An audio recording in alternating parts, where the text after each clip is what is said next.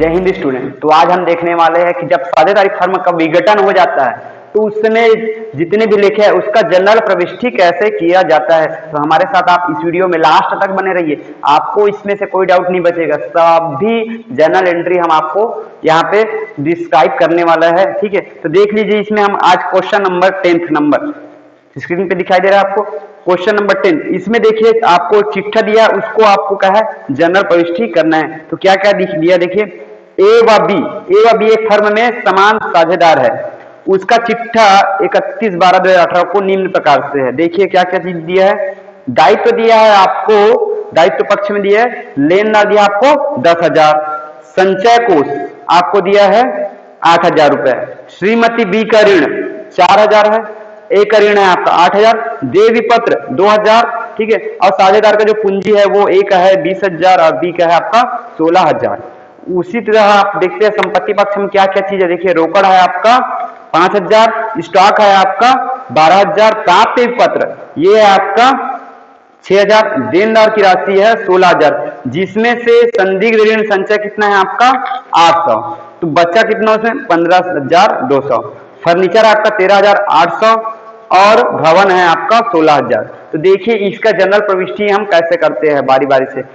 और नीचे में थोड़ा देखिए, नीचे में और लिखा है, उन्होंने उक्त तिथि का फर्म का उद्घाटन किया, संपत्तियों से निम्न प्रकार की वसूली हुई। क्या क्या वसूली हुई देखिए, भवन से रुपए 20,000, फर्नीचर से आपको प्राप्त है 11,800, देनदारों से 14,400, प्राप्य पत्र से 5,600, स्टॉक से 11,400, लेनदारों को 4% बट्टे पर भुगतान किया गया है, ठीक है। देवपत्र तथा बी की पत्नी का ऋण पूर्ण भुगतान कर दिया गया है। विघटन वह 1200 का हुआ है। पंजी प्रविष्टि हमको क्या है करना है। तो देखिए इसका पंजी प्रविष्टि होता कैसे है। सबसे पहले हम करेंगे समस्त संपत्ति, जितने भी संपत्ति है उसको वसूली खाता में हस्तांतरण करेंगे। और संपत्तियों को वसूली खाता में हस्तांतरण करने पर क्या एंट्री होता है, वसूली खाता विकलन समस्त संपत्तियों के खाते से, जितने भी संपत्ति है उनके खातों से। तो लिख लीजिए समस्त संपत्तियों के खाते से, ध्यान दीजिए। तो वसूली खाता, पहला पॉइंट आपका वसूली खाता विकलन, ठीक है। जितने भी संपत्ति है, संपत्ति कौन कौन से आपके देखिए, स्टॉक से, प्राप्य पत्र से, देनदार से, फर्नीचर से और भवन से, ठीक है। स्टॉक से, देनदार से, भवन से, ठीक है, फर्नीचर से और आपका पत्र, प्राप्य पत्र से, ठीक है, पत्र से, ठीक है। कितनी कितनी राशि देख लीजिए, आपका स्टॉक है आपका 12,000, स्टॉक है आपका 12, तो ठीक है। यहाँ पे आपको उनकी राशि को लिख देना है। इसके बाद ये तो आपका संपत्ति को हमने किस में हस्तांतरित किया, संपत्ति का हस्तांतरण करने पर, ठीक है, हस्तांतरण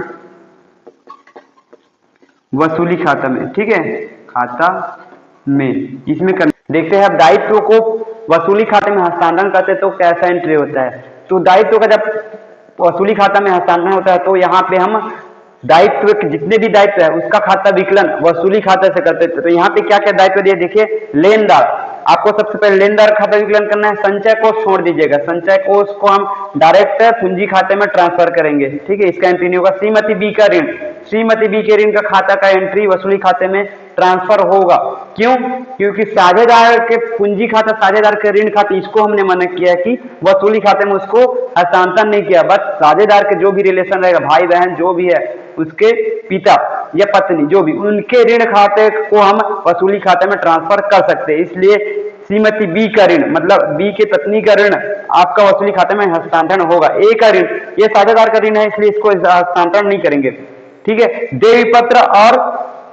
देवी पत्र है और आपका एक चीज और है इसमें, संदिग्ध ऋण संचय, ये भी क्या है, दायित्व ही है। तो इसको अभी आपको किसमें, आपको दायित्व खाते में या वसूली खाता, इसको भी आपको वसूली खाते में हस्तांतरण करना पड़ेगा। तो देखिए लेनदार खाता विकलन, देय पत्र खाता विकलन, ठीक है, श्रीमती बी का खाता विकलन, ठीक, और हो जाएगा आपका संदिग्ध ऋण संचय, संदिग्ध ऋण संचय विकलन, ठीक है। वसूली खाते से जितना जितना अमाउंट हो उसको भी डाल दीजिए आप। 10, 2, 4, 8, 10, 2, 4,800।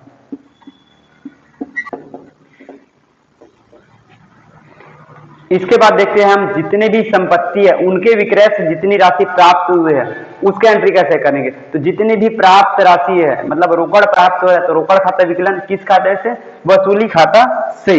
तो उसमें आपको रोकड़ खाता विकलन करना है। क्यों? क्योंकि समस्त संपत्ति आपका वसूली खाते में ट्रांसफर हो गया है। तो जो भी संपत्ति आएगा आपका वो आप क्या करेंगे, वसूली खाता से। रोकड़ आया वसूली खाता से, रोकड़ खाता विकलन वसूली खाता से। अब जितनी भी संपत्ति आप बेचे हैं, देखिए नीचे में दिया है संपत्ति हमने कितना कितना बेचा है। भवन बेचा है 20,000 का, फर्नीचर बेचा है 11,800 का, देनदारों से 14,400, प्राप्ति पत्र 5,600, स्टॉक से 11,400, इतनी राशि प्राप्त है। तो इन सभी को आप यहाँ पे रोकड़ खाता में लिखिए।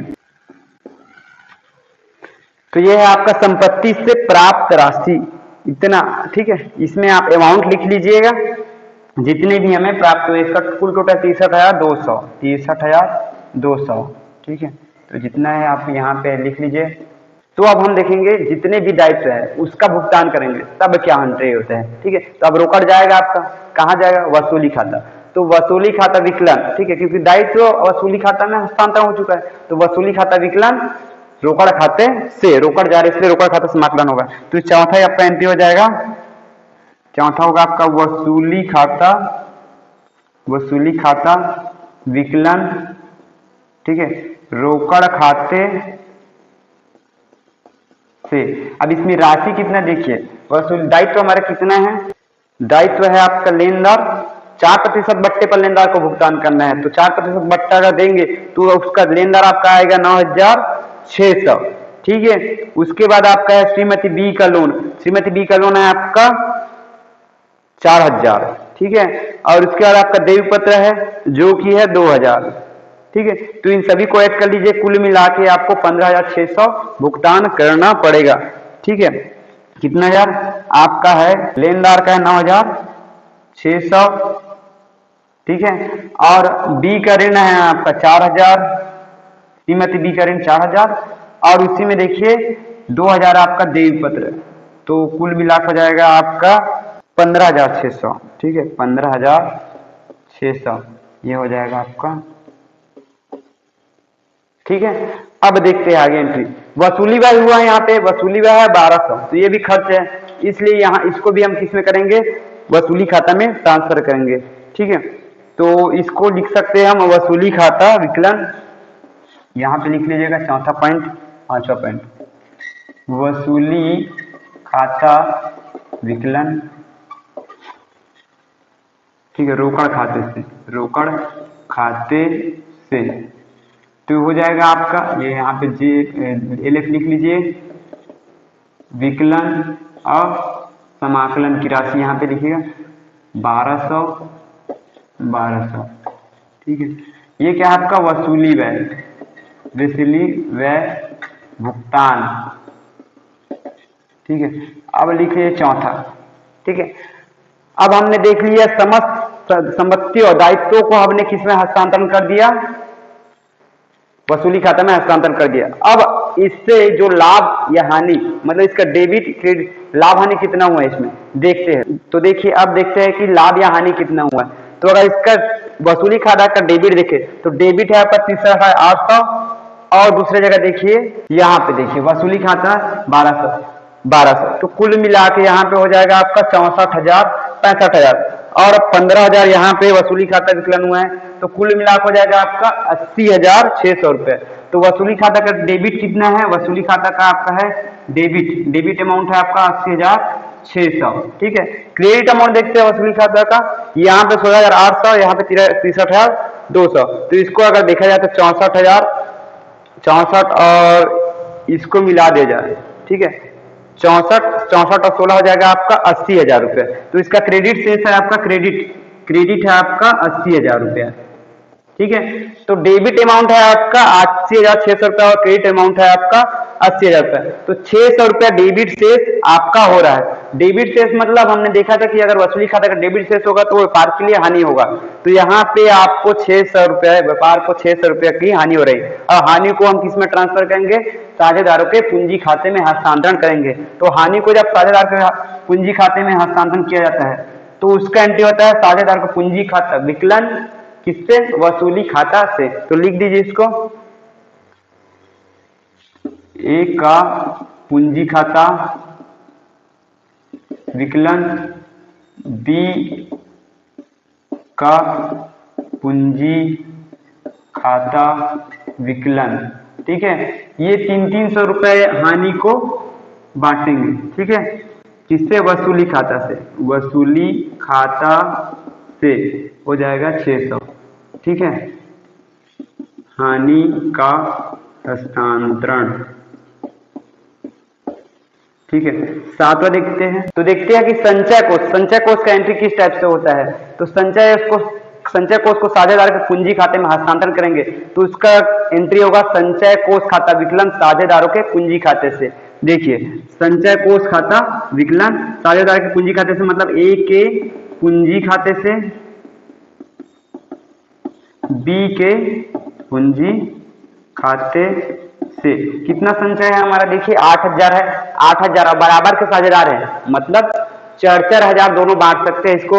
तो हम इसमें करते हैं 8,000, ये हो जाएगा आपका 4,000, 4,000। ठीक है, और क्या बचा देखते हैं। इसमें ए का ऋण भी है, ए का ऋण। तो ए का ऋण आप देखते हैं, ए का ऋण, तो ए का हम ऋण चुकाएंगे तो रोकड़ जाएगा, और ए का ऋण खाता क्या होगा? प्राप्त करने वाला है वह होगा। ठीक है, तो ए का ऋण खाता विकलन रोकड़ खाते से ऐसा एंट्री कर सकते हैं। ठीक है, तो ये हो जाएगा आपका संचय कोष का आंसर, संचय कोष वितरण। ठीक है, ये हो जाएगा आपका ए का ऋण खाता विकलन। ठीक है, ए का ऋण खाता विकलन रोकड़ खाते से। तो हो जाएगा इसका ऋण कितना है? 8,000 रुपए। अमाउंट लिख लीजिएगा। अब लास्ट में हम देखते हैं कि ए को और बी को कितना कितना पूंजी प्राप्त हुआ लास्ट में। जाहिर सी बात है, देखिए ए का आपका पूंजी था 20,000 रुपया और बी का पूंजी था 16,000। बट इसमें हमने देखा था कि इन लोगों को 300 रुपया क्या हुआ? हानि भी हुआ। ठीक है, 300 रुपये क्या हुआ? हानि हुआ। और संचय कोष का इन लोगों को मिला है 4,000 रुपया। संचय कोष का इन लोगों को मिला है 4,000 रुपया दोनों साझेदारों को।